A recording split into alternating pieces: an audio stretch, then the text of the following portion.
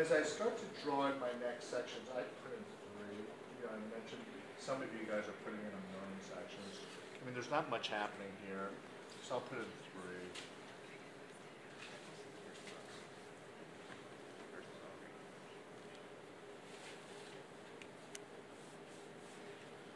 Okay, if you look at what I did, I was just eyeballing my perspective. I, struck that first line and I moved it back, because I'm trying to correct my perspective a little bit, just freehanding it. And then now that I'm going to darken this to get my line weights out of it, so I can indicate my light source, I'll darken the bottom line.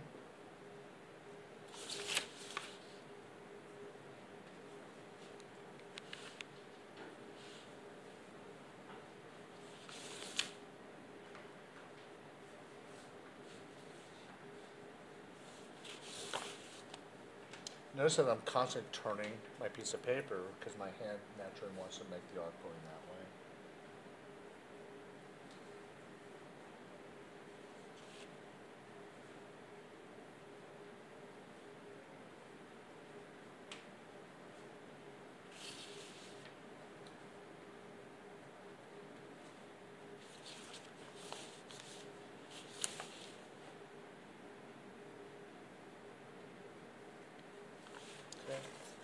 So do you see how I'm trying to get the lines to show me where there's a light source?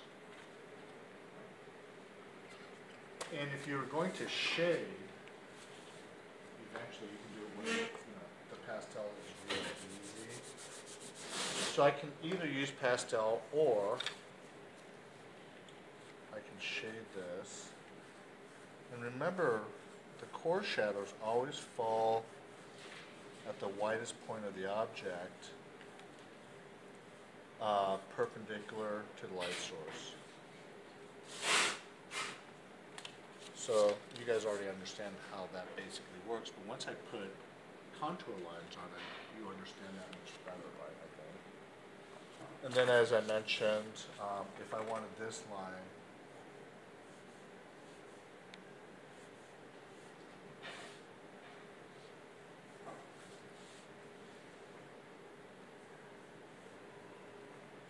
come in, my shading may do something like this.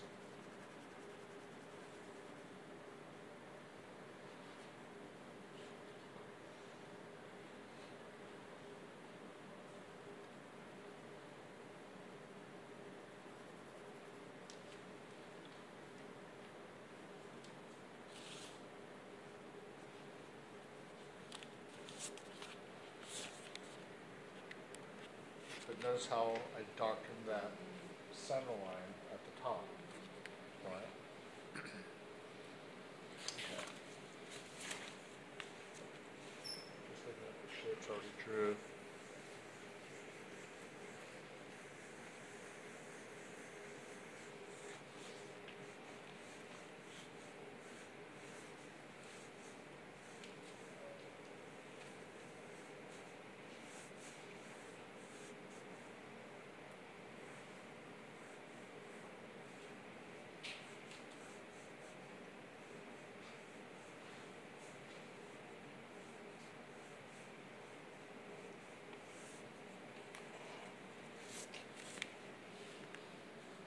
So it's just me taking a simple shape, which was that cylinder, and tapering it, right? I'll go ahead and finish this just as a simple drawing.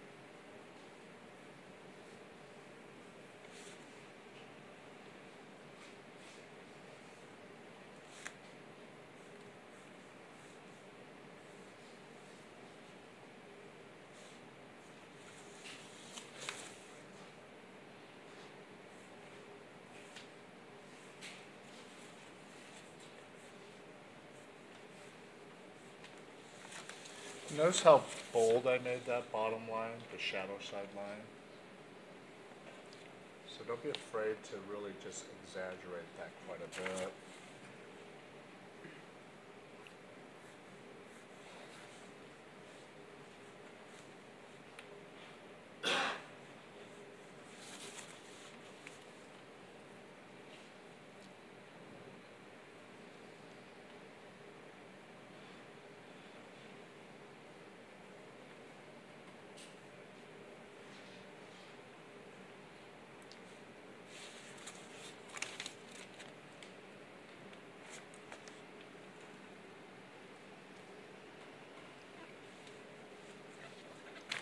can also play around with using pastel to do it with.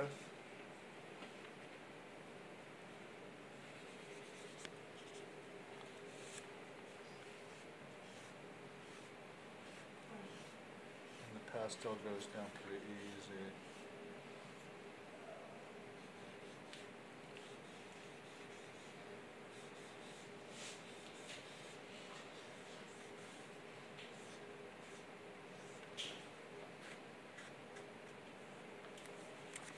Something like that.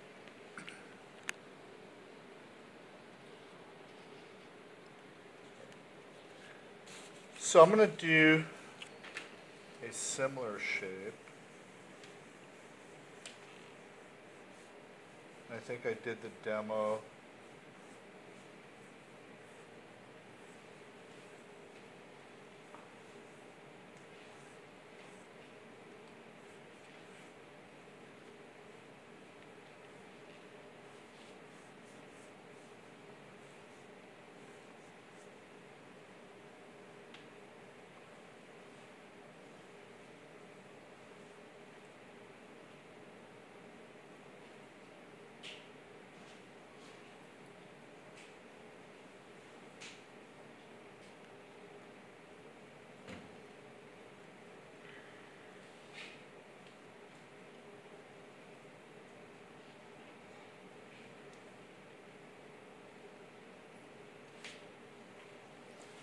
Okay.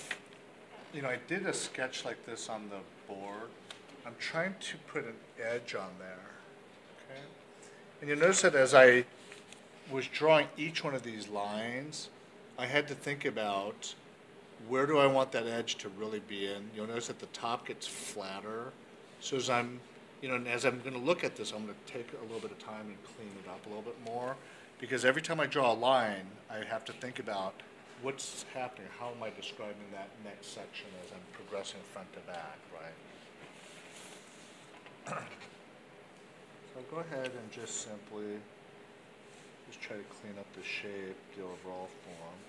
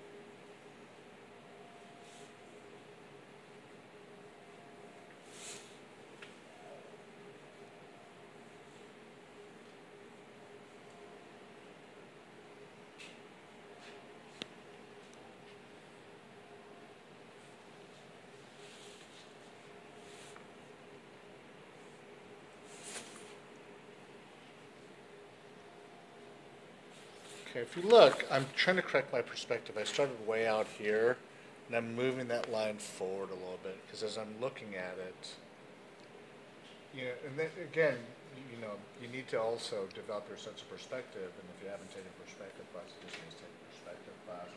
But I move that line, I keep on moving it forward, because as I'm looking at the lines in the back, I'm making adjustments to the line in the front.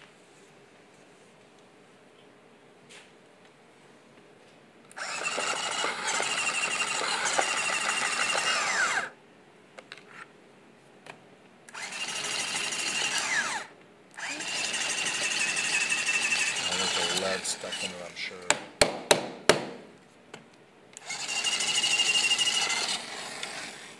I'll worry about that later.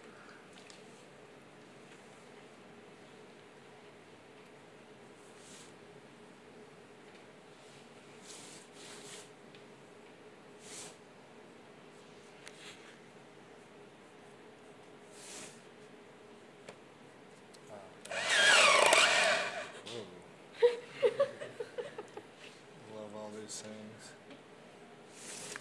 So over here, you notice that I'm starting to tighten it up a little bit.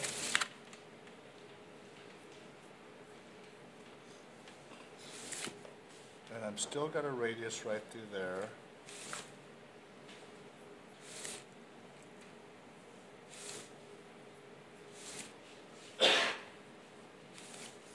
So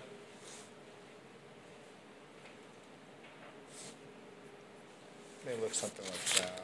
But if you look at it carefully, I'm trying to get the transition from front to back to be fairly even and gradual. I can move it, you know, less gradual on the back side or on the front side. That's you know, when I say less gradual, I can have that line come up really quickly, not so quickly, right? I mean, that just means the design and the shape shifts.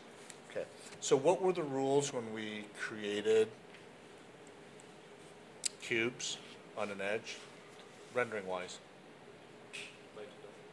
Yeah, I mean, it's right on the edge, right, of a cube, it turns dark, right? Your number one surface hits an edge, doesn't matter if it's a number two or number three. Edge means a sharp value change. What's the rule for a core shadow? Oh, come on.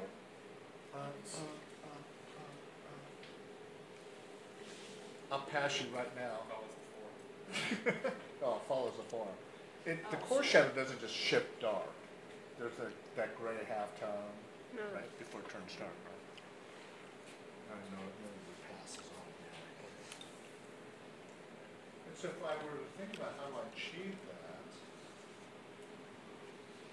I want a core shadow.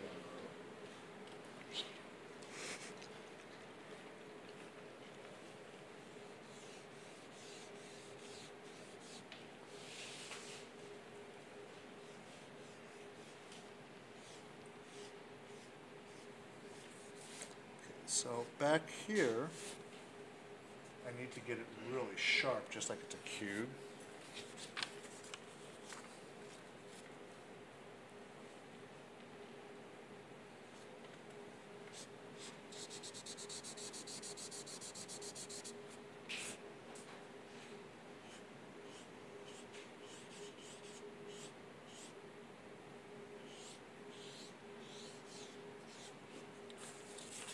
Do you see how I tried to do that?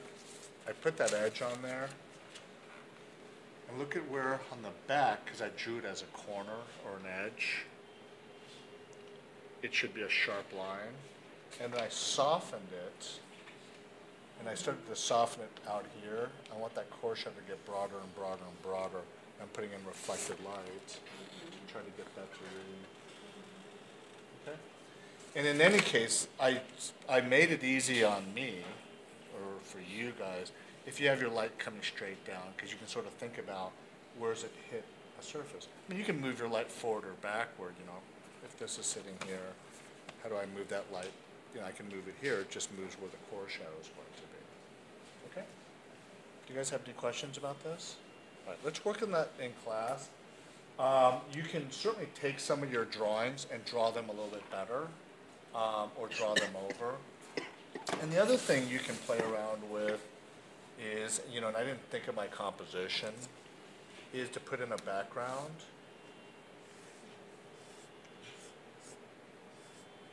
So since these things tend to be fluid,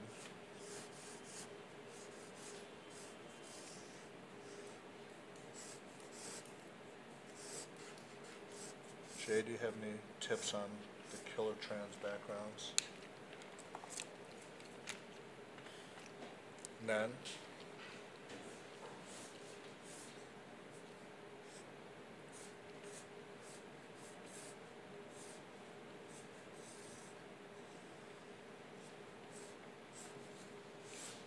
Whoops.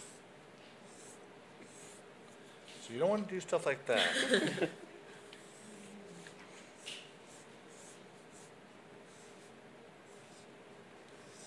I'm just practicing putting in a fluid background. When I say fluid, these things all look like they're moving.